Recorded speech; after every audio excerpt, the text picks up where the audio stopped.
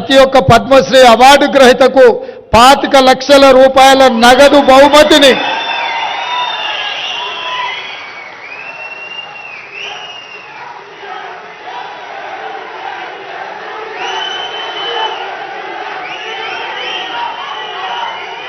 రాష్ట్ర 25,000 రూపాయల పెన్షన్ ఇవ్వాలని కూడా ఈరోజు, ఎందుకంటే వాళ్ళు నిరుపేదలు కూడా నేను అభినందిస్తున్నా. ఈ కార్యక్రమంలో పద్మశ్రీ అవార్డు గ్రహీతలు కవులకు కళాకారులకు జీవితంలో వయసు మీద పడ్డ తర్వాత వెనక్కి మళ్ళీ చూసుకుంటే చప్పట్లు దుప్పట్లే మిగులుతున్నాయి తప్ప ఇంటి ఖర్చులకు కూడా వెళ్ళని అత్యంత దుర్భరమైన పరిస్థితులు గ్రామీణ ప్రాంతాల నుంచి వచ్చిన కవుల కళాకారుల పరిస్థితి. అందుకే ఈ రాష్ట్ర ప్రభుత్వం ఆలోచన చేసి మా మంత్రివర్గ సహచరుల అనుమతితో ప్రతి ఒక్క పద్మశ్రీ అవార్డు గ్రహీతకు 25 లక్షల రూపాయల నగదు బహుమతిని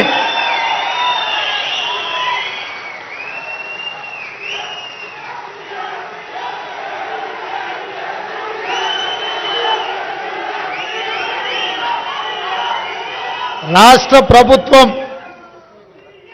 ఈ పద్మశ్రీ అవార్డు గ్రహీతలను చప్పట్లు దుప్పట్లతోనే కాదు, నగదు బహుమతి ఇవ్వడం ద్వారా జీవితాంతం ఈ కళలకే వారు అంకితం చేసి మిగతా జీవితాన్ని కూడా ఈ కళలోనే వాళ్ళు రాణించాలని మన ప్రభుత్వం, ప్రజాప్రభుత్వం 25 లక్షల రూపాయలతోటి నగదు బహుమతి వారికి ఇవ్వాలని మా ప్రభుత్వం నిర్ణయం తీసుకున్నది.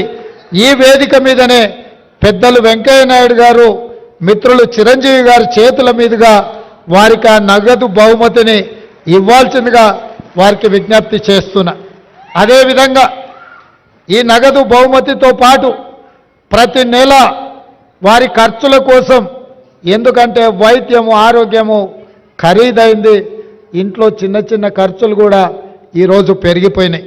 అందుకే ప్రతి నెల ఈ కవులకు కళాకారులకు 25,000 రూపాయల పెన్షన్ ఇవ్వాలని కూడా ఈరోజు, ఎందుకంటే వాళ్ళు నిరుపేదలు. आपने समंदर तो देखा ही होगा, क्या कभी समुंदर के अंदर जाकर देखा है? तो चलिए देखते हैं जमीन पर समंदर जैसा नजारा। नामपल्ली एग्जीबिशन में पहली बार दुबई, सिंगापुर जैसा आलीशान अंडर वाटर फिश टनल, दुनिया भर के 100 से ज्यादा किस्म के इंपोर्टेड फिश जैसे alligator, shovel nose, cat fish, pirate fish, piranha, electric fish और भी कई किस्म के फिश जो आपने कभी नहीं देखा होगा। अपने फ्रेंड्स और फैमिली के साथ चले आए और इस बेहतरीन नजारे का मजा लें। Under water fish tunnel at Nampalli Exhibition, opposite Pista House.